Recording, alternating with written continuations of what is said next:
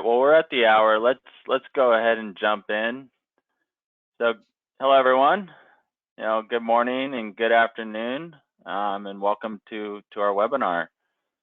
So my name's Chris Segala. I'm the general manager of the Crown Peak DQM business, and I'll be acting as the moderator for the webinar today.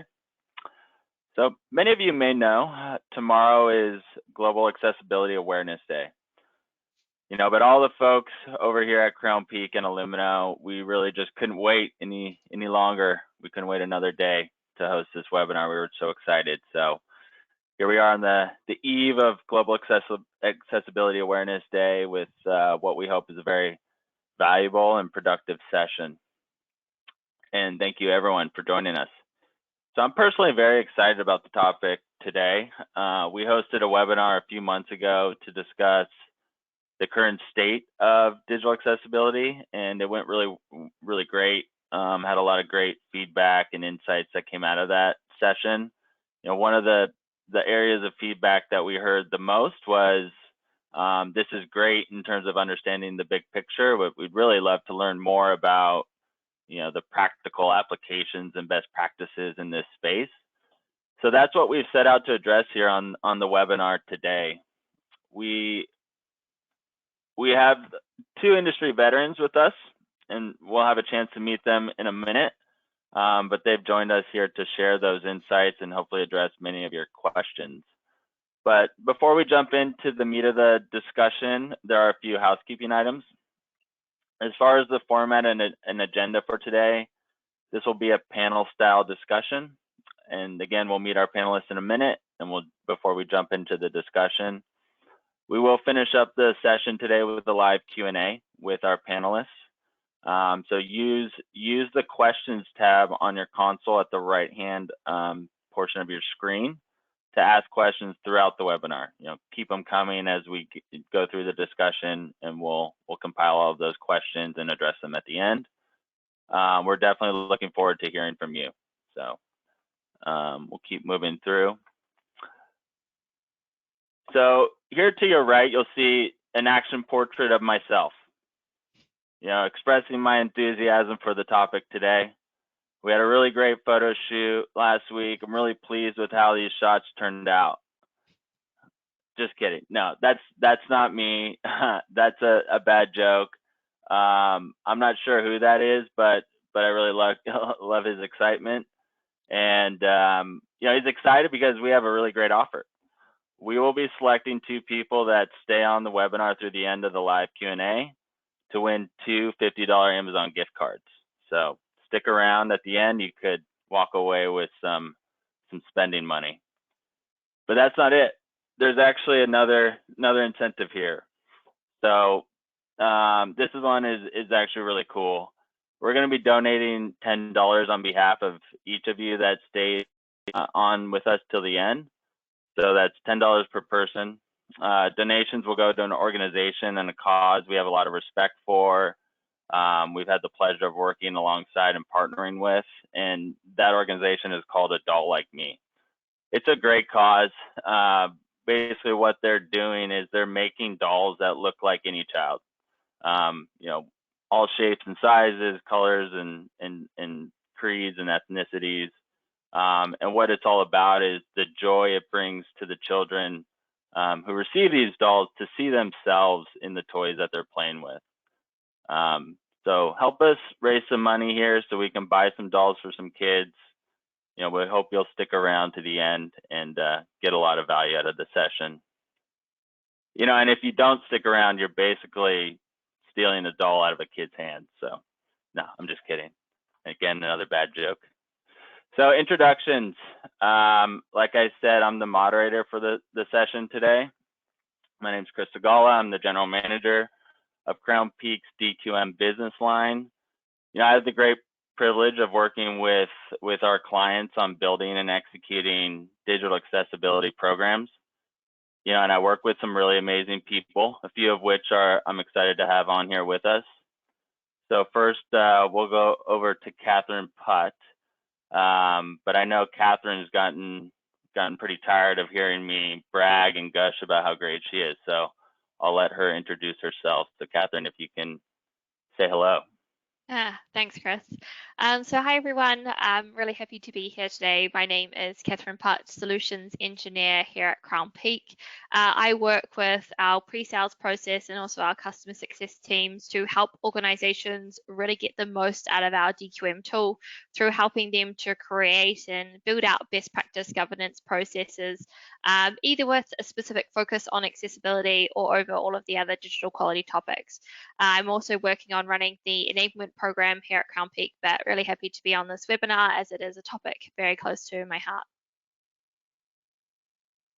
Great, thanks, Catherine. Great to have you on with us and excited to get in the conversation. So next we'll have Jenna Reardon, who's the co-founder and VP at Illumino. Jenna is just really a treasure trove of knowledge and experience in this space. We're really lucky to have her with us. Not only that, she's just a joy to work with every day, and we've had the pleasure of getting to know each other over the last year and a half or so. So Jenna, do you want to say hello and tell us a little bit about yourself as well? Sure, yeah. Thanks, Chris, for the kind introduction, and happy to be here with you both, and nice to meet everyone on this call. Yeah, simply at the end of the day, I'm very passionate about inclusive design and helping organizations build cultures of inclusivity and representation and really bringing that into their technology programs. So really looking forward to our conversation today. Hope you can learn something, some good Q&A at the end, but yeah, let's get started. Great, thanks, Jenna. So let's transition now into a brief session. This is really intended just to set some context around the best practices and practical advice that we'll be hearing from our panelists today. So if those of you who had read through the webinar abstract that we used to kind of set the tone or the topics for today, really it was about the fact that many of us all agree on why digital accessibility is a worthy topic, but there are still a lot of us that are struggling with the how. Right? But to unpack the how, like how do we do this, it's important we establish some context around the problem. So in this section, we'll talk about what's driving adoption in the space, and we'll hear from you all on where you stand through some polls. So first order of business, why is digital accessibility important for businesses to pay attention to? Well, simple answer is it's the law. The ADA was passed into law over 30 years ago to end discrimination against individuals living with disabilities.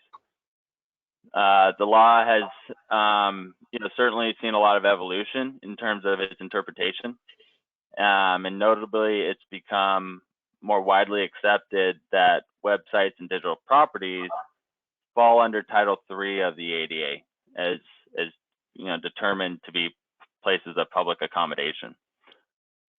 So as a result of all this, we've seen a steady increase in the number of Title III ADA lawsuits, right? And these lawsuits do include and do pertain often to digital accessibility for things like websites, digital apps, applications, right? Any digital touch point. And to that end, January 2021 was the largest single month in terms of recorded federal lawsuits under Title III of the ADA. It's only increasing, right? We're only seeing more and more activity, more and more legal pursuits in the space. And what's notable here is, the number we're showing is really just the number of federal lawsuits in the public record. We know anecdotally and, working with our clients and engaging in the space that the number of lawsuits and legal threats that do take place in this sphere is factors times larger than the number we're showing here. So there's quite a bit of activity from a legal perspective.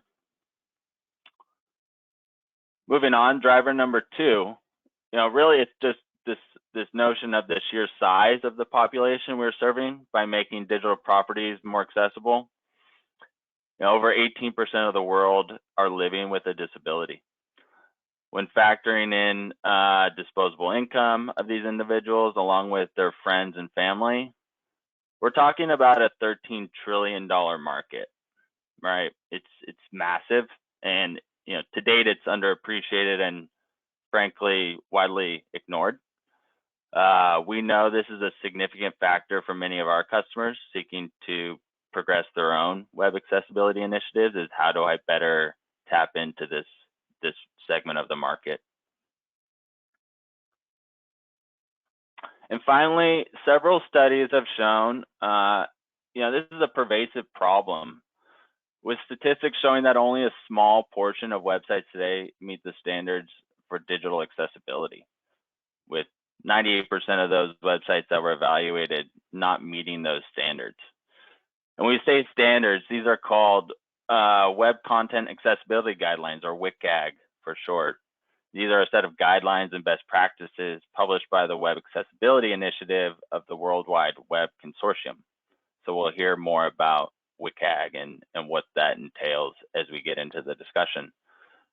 So with such a small percentage of organizations really kind of doing this very well, there is an opportunity for forward-thinking companies to differentiate their products, services, and customer experiences to drive higher market share in their respective industries.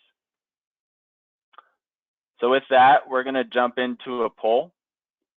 We'd love to hear from the audience to understand, of those drivers we just touched on, legal risk reduction, market expansion, competitive differentiation, which resonate the most in terms of impetus to take action. So we'll pause for a minute, let everyone respond to the poll, and we'll take a look at where everyone sits.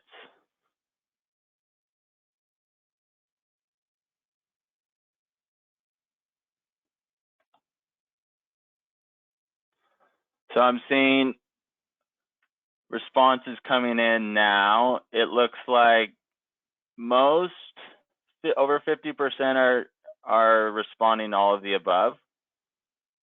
The next highest response is 35% in legal risk reduction, 9% in competitive differentiation, and 4% in market expansion.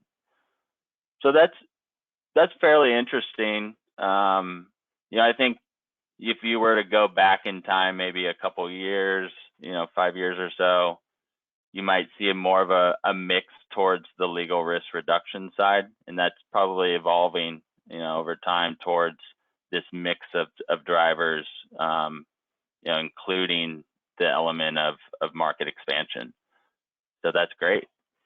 Shows more forward-thinking folks on the audience here today, which is excellent. So we'll keep moving on here. So this is really the fun stuff. This is the meat of really the discussion here today. Really that idea of unpacking the how. What are those tips, those best practices that we can all take away from the discussion today? And really understanding, why is this such a difficult problem to solve? Why is it that 90% of the websites aren't accessible? And so how do we start to frame this concept of a digital accessibility journey? It's not a sprint. It's not a quick fix. It's really a journey and a sustained exercise around performance from an accessibility perspective. So we put together a simple illustration here to try and put some context around the steps and the milestones along this concept of a digital accessibility journey. As practitioners in the space, we have the benefit of working with companies of all shapes and sizes across various stages of this journey.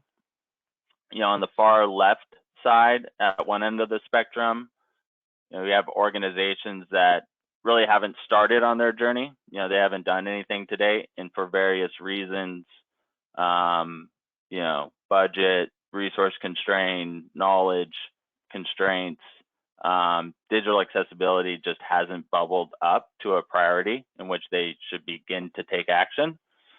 On the far right side, you have organizations that have built an accessibility program and are executing and iterating on this process to drive the highest output.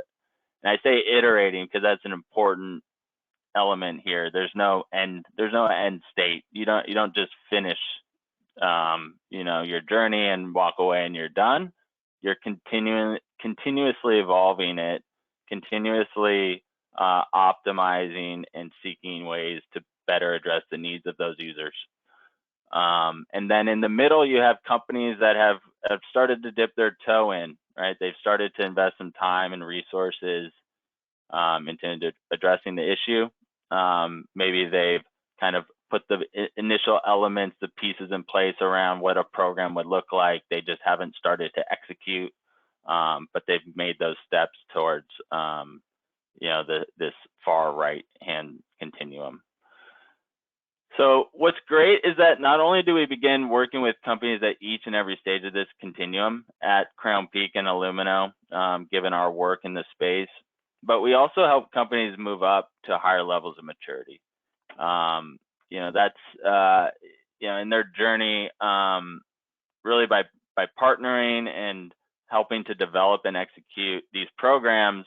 That's really what drives our passion and really gets us out of bed and motivated to come to work every day, is seeing that upward movement from organizations, getting to those next milestones and seeing progress and results.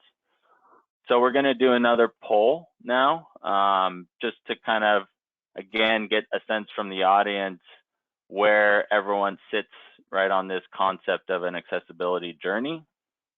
We'd like to understand, have you really not started anything to date? Have you spent some time, you've kind of dipped your toe in, you've actually developed a program, or you have the pieces in place around what a program would look like? Or have you actually begun to execute and iterate on that program? So that's kind of 4 simple sort of milestones that give us a sense for where people sit. And we're starting to get some responses right away. So that's interesting. 0% right now are at not started. 44%, 40%. It's shifting. 47%. Some time, resources invested but limited. So that first step. And then 30% program developed but just getting started, and about a quarter of everyone executing on a comprehensive program. Okay, so that's great. I mean, 75, 80% are kind of in that middle stage, which, not a huge surprise, right? That is great that 24% of us here in the audience are kind of up over to the right there on that journey, which is great to see. So we'll keep moving along here. Last slide before we get into some of the panel discussion. We wanted to touch on, the partnership that we've recently announced with Illumino. This idea of what I touched on in the previous slide, this idea of partnering with organizations to really help them accelerate their programs and move upward and to the right, to begin to develop comprehensive programs to execute, to iterate, and ultimately to drive results and better experiences for their users. That's what really motivates us as a organization at Crown Peak, and we've found that same passion and motivation in a partnership with Illumino. And what we're really excited about the partnership is this brings together the best of both worlds, the technology and automation from the Crown Peak side with the manual testing and expert consulting from the Illumino side. And we'll hear more about that later as we get into the panel discussion. But we believe the combination of these 2 strengths will allow organizations to make significant strides in their accessibility initiatives and ultimately make their digital channels more accessible to all. So enough of me talking. It was great to get some of the poll responses. That's interesting feedback for us in terms of how we think about the market and how to better serve all of you as customers and potential customers. But let's kind of jump in now to the fun stuff, and we'll start to hear more from our panel experts.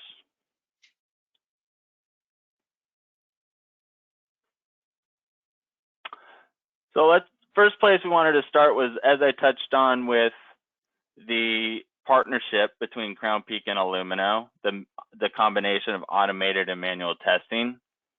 Wanted to spend some time really establish the definitions and the relevant differences and value of these two approaches to digital accessibility. So Catherine, coming from the Crown Peak side, let's start with you and, help us understand from your perspective what we mean by automated testing. What's the value? How do you talk to your clients about automated testing? Yeah, thanks, Chris. So when at Crown Peak we talk about automated testing, it's essentially using automated software to scan your website against the different WCAG guidelines. Now, only a certain percentage of the WCAG guidelines can be automated using automated technology.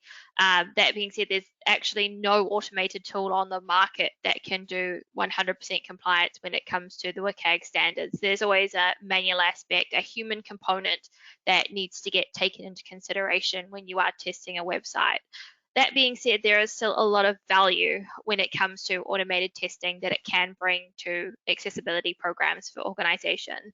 It allows you to create and cover a large scope of your web presence in terms of scanning. We can run those on a regular basis, and it's also very fast testing. So automated tools are normally based on scanners such as Google in terms of the functionality, how it acts, how it behaves. So we're able to essentially look at a website, cover the whole website, whereas manual testing would normally cover only a small portion. And then we're able to obviously regularly go in and do those testings as needed by the organization. This then leaves the more complex issues to actually be manually tested. And this is where you're going to get a lot of value in terms of the user experience and the feedback. Yeah, you may unmute. Okay, I'm good. So yeah, Catherine, great points. We definitely agree with you that there's a ton of value in automated testing. So we found that the best approach is to leverage results from the automated scan to help inform and create efficiencies during our manual audits. So to use a simple example, look at the first success criteria, WCAG 1.1.1 for alternative or alt text. So automated scans can actually quickly tell us which images are missing descriptions so that we don't need to spend the time finding and documenting them through a manual process. This way, we can focus our manual testing efforts really instead on the value of vetting the accuracy of descriptions for images that already do have alt.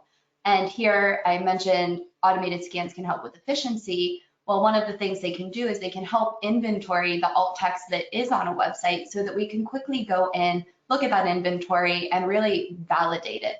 One other thing with manual testing is the question we get all of the time is, what do I need to manually test? So without getting into too much detail, an easy way to think about the difference between automated and manual testing is that automated tools really scan the code for errors, whereas the manual testing vets the user experience across the front and back end of your platform. So what are some of the valuable questions that manual testing can answer in the terms of vetting human interactions? So one of the questions might be, can users with assistive technology, such as a screen reader, successfully fill out and submit your contact form?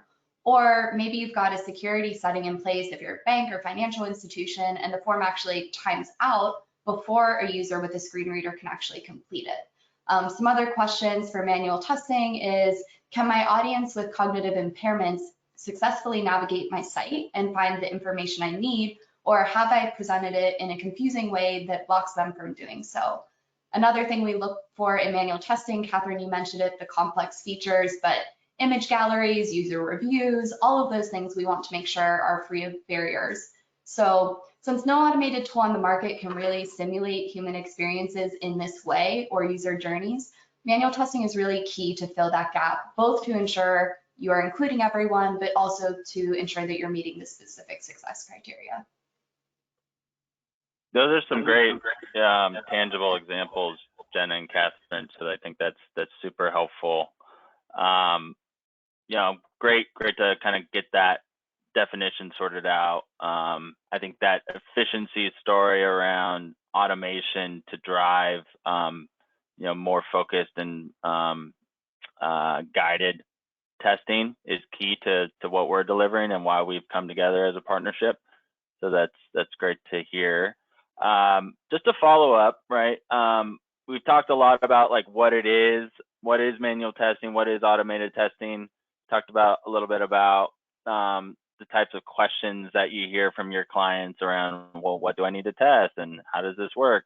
So in terms of misconceptions, right? Things that you hear often that maybe aren't exactly accurate or maybe have not quite the understanding that's needed. What are those things that you hear? What are those kind of common misconceptions when it comes to automated and manual testing?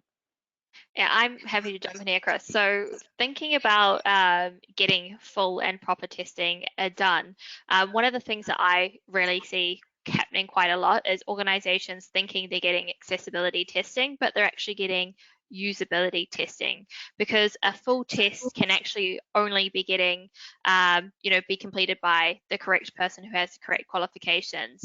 The misconception is that focusing on a specific user testing experience or user experience versus testing against the actual guidelines, you can meet inadvertently leaving out a specific part of your audience or missing a large portion of the guidelines. We recommend first and foremost ensuring that you are getting the automated and manual audits against the WCAG success criteria, and then obviously supporting the efforts in the ongoing usability testing. Yeah, that's a good one, Catherine. And we see this too. Most commonly, we see this when an organization comes to us who has received a lawsuit or complaint after going through the process that they thought was a holistic audit and compliance process. And that's why our methodology is that accessibility and usability should go hand in hand. And it is very important to audit for both. So within the process of testing for both accessibility and usability, what's most important is just to clearly report for the customers what is a violation or a failure versus what is a usability issue. By differentiating the reporting of what potential user barriers might be, an organization can really prioritize fixing first what is a non-functional barrier versus what something that is causing a usability issue and address those secondary in the pipeline. Your point brought up another misconception that we commonly see, and I see you smiling there, Catherine. I know that you're on board here, but running automated report and thinking that they're done with the accessibility remediation. So that's what your point made me think, is that this is another trend or misconception we commonly see, is an organization will come to us with 100% score, whatever the metric is for a given dashboard or automated tool, and just asking us, say, hey, Illumino, can you just verify that my site is compliant? So it's always really eye-opening when we find a handful of violations to WCAG right on the homepage. So again, we talked about automated tools are definitely a valid part of the process, but used alone, they can create two major issues or misconceptions. First one being a false sense of security, resulting in organizations being unaware of what their total legal exposure might be. Or second, they fail to plan enough time for their resources and internal teams to fix both automated and manual errors that might come up if they're only accounting for automated. So Catherine, did you want to expand on that? Yeah. If you've seen that as well? We had an actual recent example of this with a client where their legal team had tasked the organization and their dev teams to remediate all of the automated issues to zero, which in itself is a great achievement. But they were really surprised when they did bring in the manual testings to find that there was actually double the errors. So it was a big surprise and a challenge for them to then be able to go back and identify and also address those remaining issues and really get to that true point of compliance. Great. Yeah, certainly, an interesting topic around, the coverage aspect of manual plus automated. We often cite this statistic, which is widely regarded as sort of the holy grail of digital accessibility, if you will, the WCAG success criteria. And, we've taken a close look at this success criteria. And if you go line by line and you look at how, you actually identify these success criteria, 75% of these best practices do require manual testing in order to effectively identify. So, it's the combination of automated and manual testing that is going to drive the most efficiency. There's still a good percentage of the success criteria that do require or that can be identified through automation. So in those scenarios, that's where you're going to get the most efficiency by deploying technology, but then combining that with the manual testing to ensure that you're covering all your bases, so to speak. So we'll move on. Great Chris, to set. Yep. Before we move on, would you mind if I add a quick point there? Yes, please. Cool. So yeah, to that statistic, and it's a great statistic that we commonly point to, and it's helpful to help organizations understand their workload in terms of automated and manual testing. But one thing I wanted to point out is that this is an average statistic, and that automated tools will behave differently on any given website. So if we're thinking about, black and white text page of a website, an automated tool might actually be 90% effective, and you'll be able to catch all of your or most of your errors with an automated scan. Whereas if we're looking at a complex page, parallax scrolling, image galleries, forms, then an automated scan might actually be lower than that statistic. So my point is, it's important to understand as an organization your personal use of automated versus manual testing so that you have a clear picture of your overall metric. So thanks, Chris. Just wanted to add that before we move on. Yeah, that's great. Yeah, great color there. It's not it's a moving target, so to speak, right? It's the kind of end state or the target that doesn't move is this success criteria. That's what needs to be addressed, right? So that's the key. So moving on, set the stage, right? Definition of manual and automated. Next step, right, is the testing, right? Like, what's the role of these things when I think about where I am on a journey? I've just started, dipping my toe in. We saw, 75% of the audience here is sort of in the middle of this journey. So help us understand where this comes into play depending on where you are in the journey. Yeah, to your point earlier, Chris, accessibility is a journey. I talk about this all the time. We understand organizations are at different points, having not yet started, to having done some ad hoc testing, to working exclusively on a formal program that they're rolling out and developing. That's why it's really important to understand where you are, where you want to go, and by having a good grasp on where you are today, it's easy to define the next steps for you and your organization to build the next phase of your program. When we engage with organizations, regardless of where they are on the maturity curve, there is a standard approach that we take. It's normally 3 steps. Step 1 would be getting a sense of the current state by conducting an inventory of the different digital assets that they do have, understanding the organization management that includes your web applications, mobile apps, social media, and also marketing material, and also the internal systems like project management software.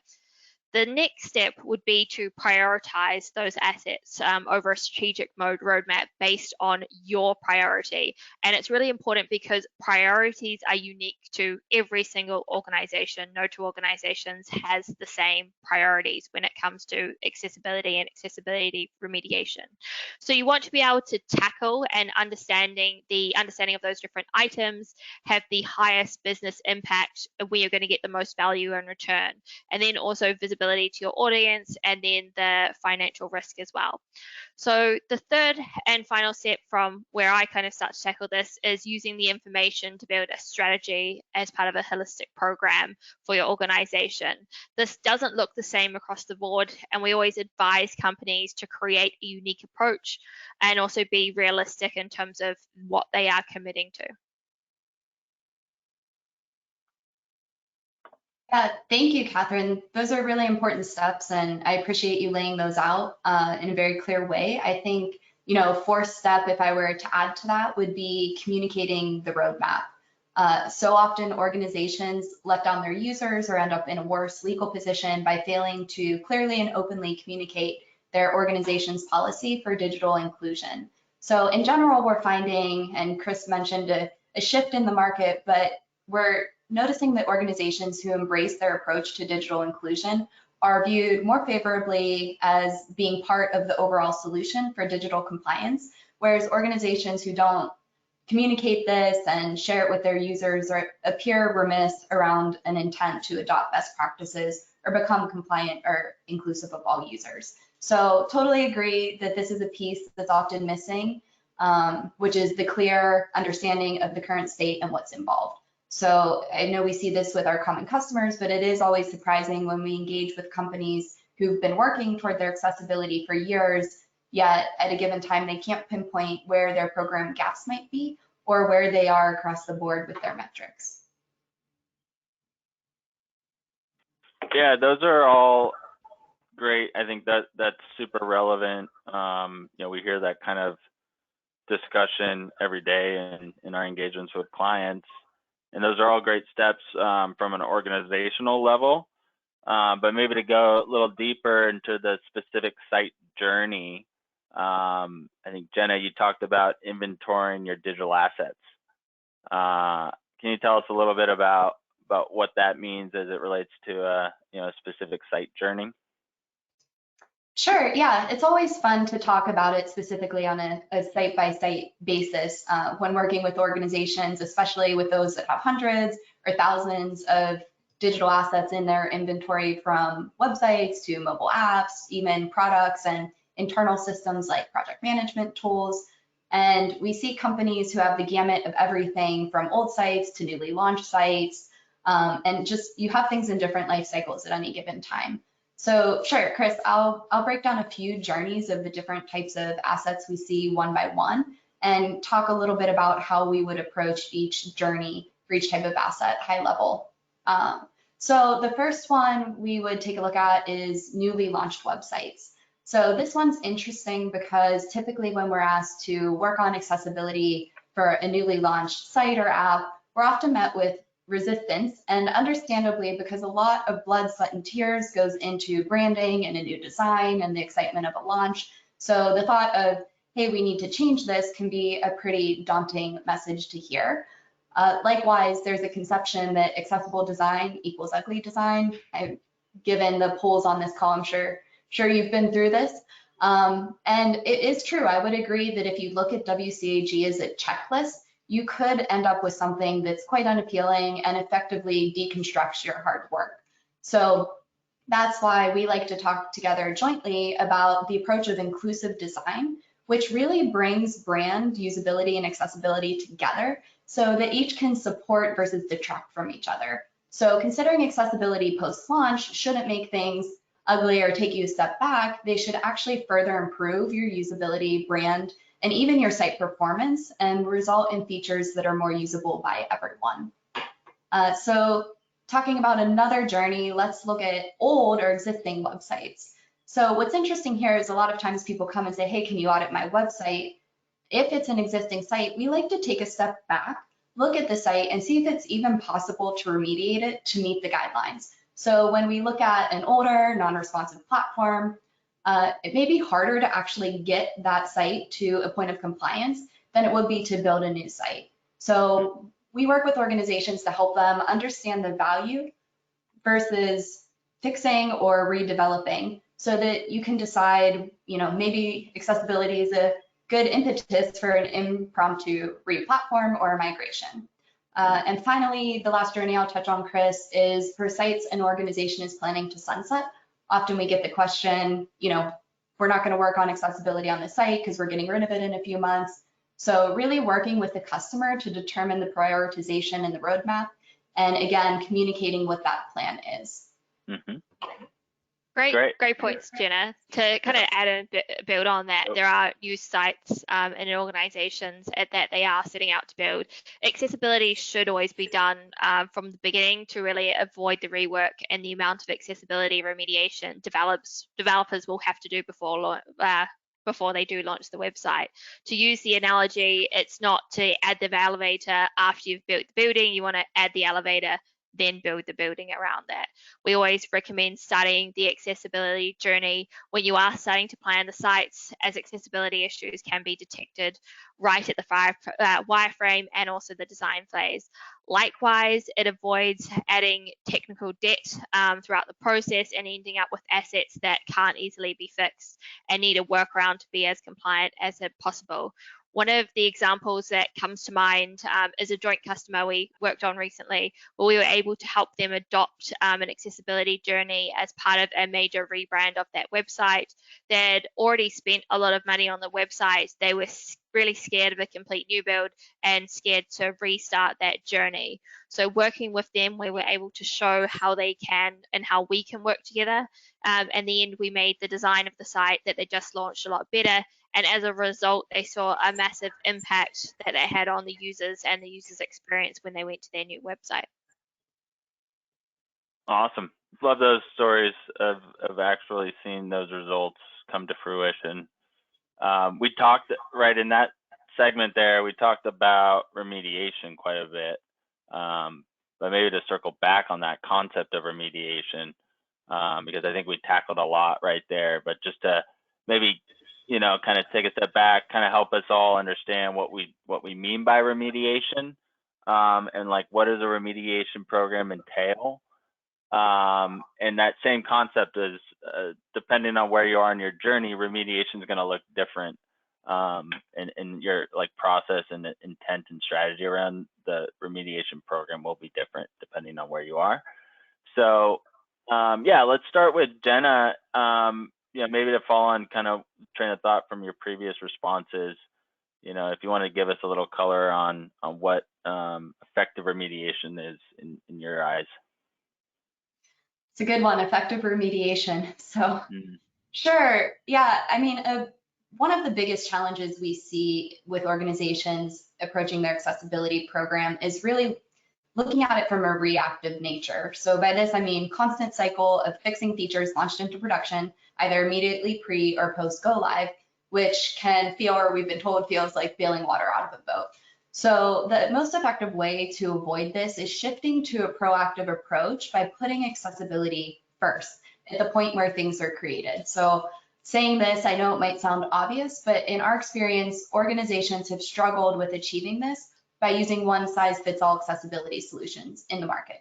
While these solutions can provide a bunch of data and insights, it's challenging to action those insights into the process downstream. So like it or not, when we're juggling priorities, there's a push for launch, big marketing hurrah, accessibility takes the backseat. It's just the reality.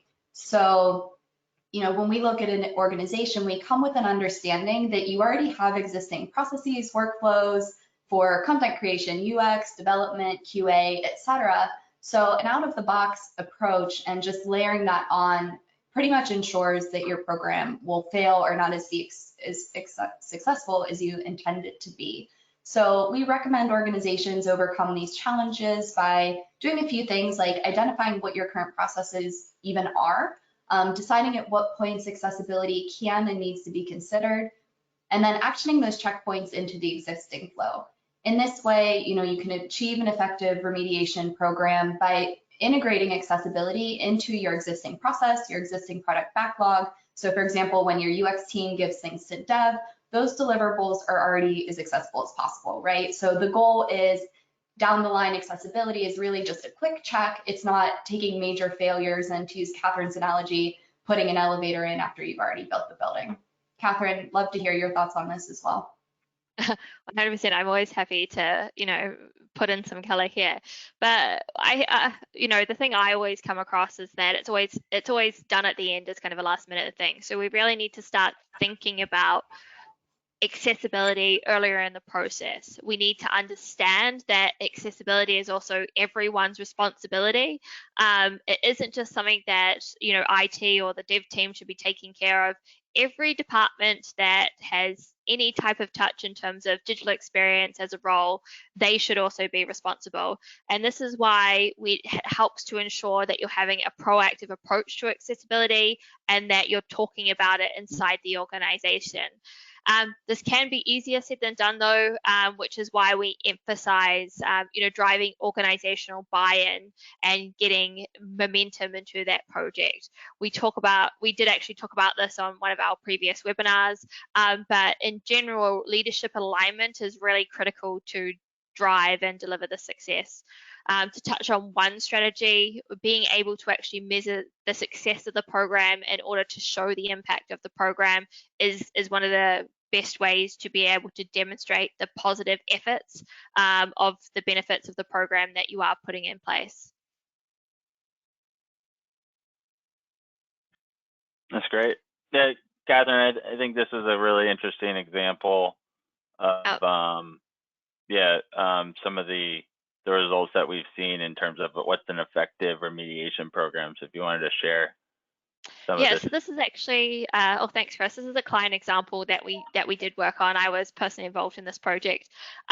We were able to help this client deliver 72% reduction in automated issues over a 6-month period. This also led to an increase in their site traffic by quite a considerable amount.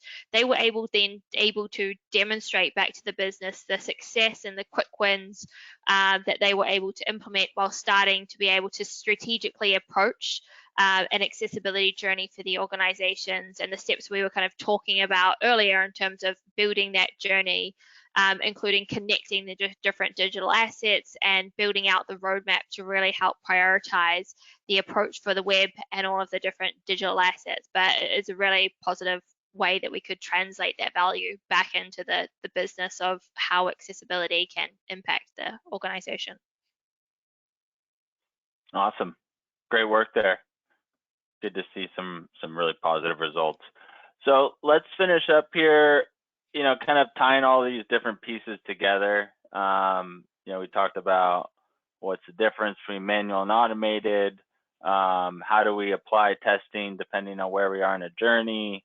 What does really remediation mean, and what is an effective program? What are some of the misconceptions, and what are the common pitfalls? Those are all great things, right, that we all need to be considering as we start to think about comprehensive program development. But also one of the things, right, is like, you need a partner in this. It's hard to go it alone. There's subject matter expertise requirements. There's experience and knowledge in the space that's required. So it's important to be aware and thoughtful about the type of partner you're engaging to help kind of go on this journey with. So yeah, let's touch on that a little bit. Obviously, we have a dog in the fight, kind of given that we're participants in the space, but we'll give you kind of our unbiased opinion here on what you really should be looking for in the digital accessibility partner. So maybe Catherine, we'll start with you, and then we'll finish up with Jenna. Yeah, sure. I have definitely a few thoughts on this. The first thing, though, would be providing a really comprehensive approach to, achieving that target of full accessibility compliance. So the importance of integrating both automated and manual testing. There are inefficiencies when it comes to manual testing. You shouldn't be paying a person to come in and test something when that same exact issue can be identified by automated technology. It's a waste of time, it's a waste of money for you and your organization. So providing that holistic view into the current state as well is really important, giving you full coverage of the WCAG success criteria, which is what that combination of automated and manual testing does provide. And then also benchmarking and analytics, combining those two technologies as well to really give you an organization that full picture. And then obviously I want this to be all scalable. So by providing the ability to actually feedback the loop between automated and manual testing, to incorporate those learnings to make them more efficient over time, because it's great to have an audit and then get given the document, but if only one person's looking at it, so how can you actually feed those findings back into the organization to then scale, it across, even though it might have been, 10 pages that were manually tested, how can we then push that out to 10 10 million pages. So as well as the ability to ultimately be able to manage multiple assets at one time, to be able to control them in a strategic manner. Accessibility isn't one and done. Once you do get any asset into compliance, you obviously have to maintain that level of compliance going forward. So scalable solutions can really ensure that it's not only possible to technically, but also possibly from a resource and management standpoint to maintain those assets over time. This will give you basically quite an effective approach. So if your goals are to include all users and adhere to the guidelines, selecting a vendor that aligns with helping you to achieve those goals is key. Some vendors provide reports with little support on how to get from point A to B, and we're talking about how a vendor who provides usability or user testing and leaves you exposed to ultimately the WCAG guidelines. You really want a partner who understands your goals and objectives and is committed to the end to making sure you do actually achieve those.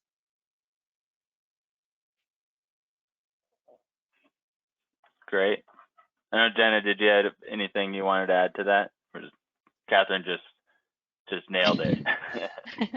Catherine always nails it, but sure, I can build on that. And I've spent a good portion of my career doing unbiased software and vendor selection, even helping large organizations write the RFPs for selecting a vendor. So do my best. And Catherine, those are definitely really key metrics that are important to look at. I would say if I had anything to add to that, the first would be a flexible approach. We talked about this, aligning with our earlier discussion, but achieving a proactive accessibility first program at every level within your organization really requires working with a vendor that can offer flexibility. So someone who's willing to work within the infrastructure you already have, tangibly this looks like, are they able to customize reporting or sync with your sprint and development cycles? Or are they on a rigid 2-week, but you're not? And being able to add the accessibility checks in the process that makes the most sense for you, not the most sense for them. Second criteria I would add to that, and maybe the most important, is that the vendor has a deep technical expertise coupled with their accessibility knowledge. What your teams need to know when working with a vendor is much more than just the existence of an issue. They're going to ask the questions, how do I fix this issue? What are alternative ways in order to retain my brand integrity? And importantly, how the issue was found, so that they can learn, this issue was found with a screen reader, so that they can apply that back into their process. So we've seen organizations who, only get 50 or 60% of their remediation work done when working with other vendors. And this is due to them not knowing how to resolve issues, or marketing team doesn't like it. So what do? You remove it from the backlog. So having that extra layer of technical expertise, you will get the support and troubleshooting you need to accomplish 100% of your remediation and find solutions that work for you. And third, I would say, make sure that the vendor is qualified to do the work. We surprisingly do see this a lot of the time when a customer comes to us with a lawsuit, site application that was just delivered, vendor told them it was compliant. We start working with them, looking into investigating the issue, might even have been included in the contract, but the deliverable doesn't even meet the basic requirements. Catherine, I know we've seen this together a few times, if you want to build on that. Yeah, we most definitely have. Accessibility conformance and testing is a very specific process that needs to be conducted by qualified and certified testers / developers, basically. A lot of the time we see third parties representing that they are delivering for accessibility or have it in mind with the service or the product, but you really need that third party expertise, and that's in that specific specialty area. You wouldn't hire an accessibility vendor to redesign your website, so why would you hire a redesign company to build the accessibility for your website? So when selecting that vendor, it's really important to look for somebody who can provide clear analytics and reporting to make sure that you can meet those requirements, and basically just not take them at word value that they have achieved that. Because ultimately that does just leave you exposed as an organization. Also, the benefits in terms of taking and telling those metrics and telling the story back to the organization, and the benefits that accessibility can bring from an accessibility perspective, but also from a website performance perspective as well, because there's so much crossover as it does come in together. Awesome. Thank you, guys. That's hopefully very helpful for everyone. So we have 5 minutes left. We want to hear from everyone if they have questions and things that are top of mind. We want to address those items. So we have some questions here from the audience through the session that we want to touch on. And just a reminder that yeah, use the question option in the toolbar to submit questions if you haven't already. And you know, reminder, we'll be making a donation to a doll like me and giving out a couple Amazon gift cards at the end of this. So let's handle a few questions here in the time we have left. One question that came in when we were touching on kind of the drivers of adopting accessibility programs, specifically around legal compliance. The question is, like, what, you know, with all the rise in digital accessibility related lawsuits, what do you recommend to companies that have received a legal threat or a demand letter? Yeah, this is something I see all the time in terms of conversations that we're having with prospects and people coming to us because they have actually received a demand letter. The first thing that should be done is actually checking to see if the demand letter is valid. Lots of these organizations are going around basically using automated tools, automated software. Just as a note, Crownpeak does not give anyone a license to our tools who would use it for these specific purposes. But we see lawyers just going around using automated tools, thinking they're running a report on accessibility. It comes up with a whole lot of results. And in reality, those aren't actually valid accessibility issues. So even though it might be reporting hundreds and hundreds of issues, it's not a proper accessibility audit. It's not a proper accessibility report. So it's important to check that you are actually seeing before moving forward with settlements or things like that it is a valid lawsuit that has come in, or valid demand letter in this case. Yeah, okay.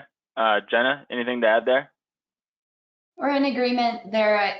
The trend has been moving to a point where, as Catherine's saying, these invalid lawsuits, I'd say about 50% of what we're reviewing right now, we're able to demonstrate that the issues are non-issues.